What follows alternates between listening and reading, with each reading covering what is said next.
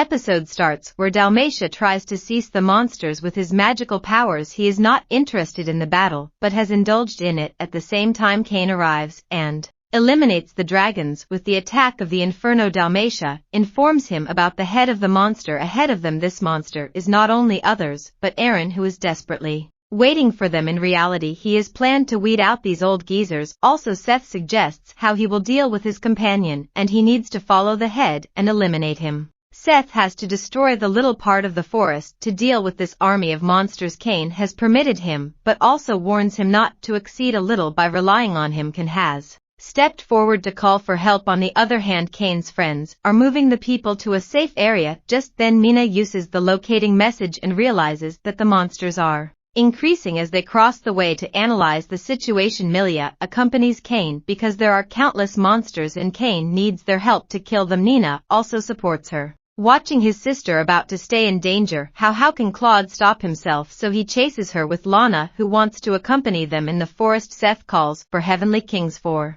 assistance. First they greet their lord or the king, and then inquire about the reason for calling them here. They are also powerful kings whom Seth calls on the emergency. Therefore, they want to know the actual reason. Seth informs them about his contract, and they all are shocked, because who can compel their lord to make a contract that's not enough? Because Dalmatia emerges before them and their mouths widen. They are unable to perceive what the two legends are doing here. To clear their doubt, Seth explains his relationship with Cain, a demagogue chosen by the savior gods. Knowing this, are taken aback because they give them back-to-back shocks. Jumps on the real purpose of calling them here. Seth introduces them to upholding the monsters because Cain trusts him. He can't let him down here. Seth asks them to wipe out the monster because this is the order of Cain. Hearing this, they jump into the fight and start perishing with their unique ability. On the other hand, Cain moves ahead and kills the monsters with the incredible power of Inferno. Soon he realized that there are many and things were getting out of his hands. Still, he is trying his best and weeding them out with Inferno. Also, his Inferno is dodged by a black dragon, Eren's companion.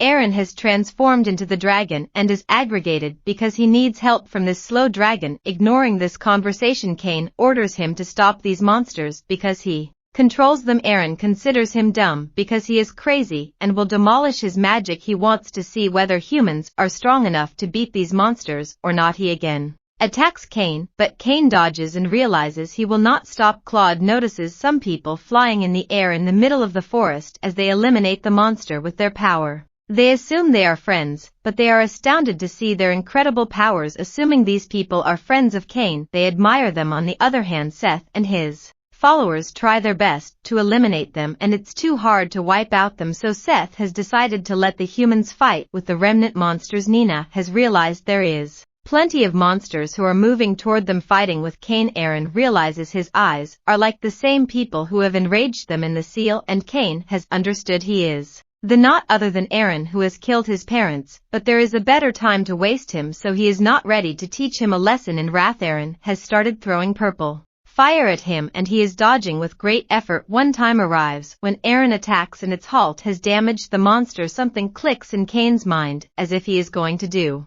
something. The black dragon creates a whirl of purple fire and Cain nullifies it with his Inferno. His friends are also beating the monster with ice blizzards and air cutting. Claude and Lunar showing their power with swordsmanship. Claude has decided to enjoy the drink with Cain, and Luna also approves his suggestion of drinking a drink. Receiving this attack has worked, but it doesn't work. He has again stood up and halted on Cain with his great fire. Cain has an idea, so he calls his contractors Haku and Jean, who strike on this black dragon. Still, it proves nothing because he has knocked them down. Dragon is in a fury for interrupting their fight, and he wants to kill them no matter how many they have killed. The strength and quantity is increasing further. They have yet to learn how much they need to fight back. The time has arrived when they realize magic power is running out in Nina, and others are protecting her. Soon they understood this fight would not end and that it could take their life, so Nina and Millie asked Claude to run away, but he is not the person who will leave his friends. They have decided to fight back for Cain as the monster surrounds them and will overpower him. Tefana arrives with his army. She appreciates them fighting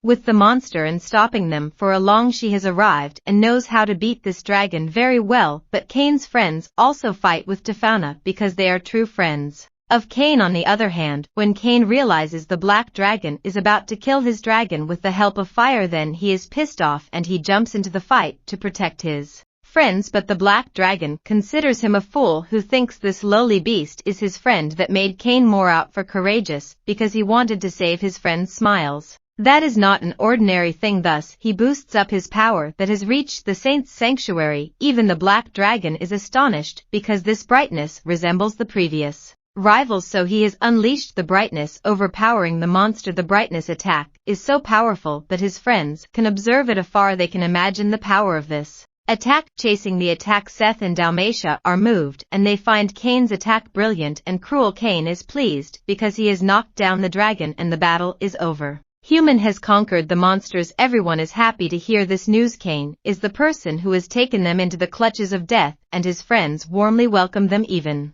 Millie and Tafana embrace him, and Cain is happy because he can protect the smiles of his loved ones. In the corner, Seth and Dalmatia applaud him who is more substantial than his imagination. Seth is impressed with him and knows he is a pure-hearted person. After saying this, he has moved to his region and his contractor is happy while watching their master. In the palace, Cain is admonished by the king because light can be seen from afar. By watching the light, people consider it the power of God, and they have started applauding it because they consider God has ascended on the land that has saved them. King is at war because he has performed high-level magic, but he clears his misunderstanding by revealing he has used supreme magic because high-level magic is nothing before the black dragon, so he has no choice except to use it. King saved him because this magic could reveal his true personality, so he shouldn't use it, and he inquires about the floating humans in the air. When Cain says he is a demon lord, King is about to die with the shocks. He needs to figure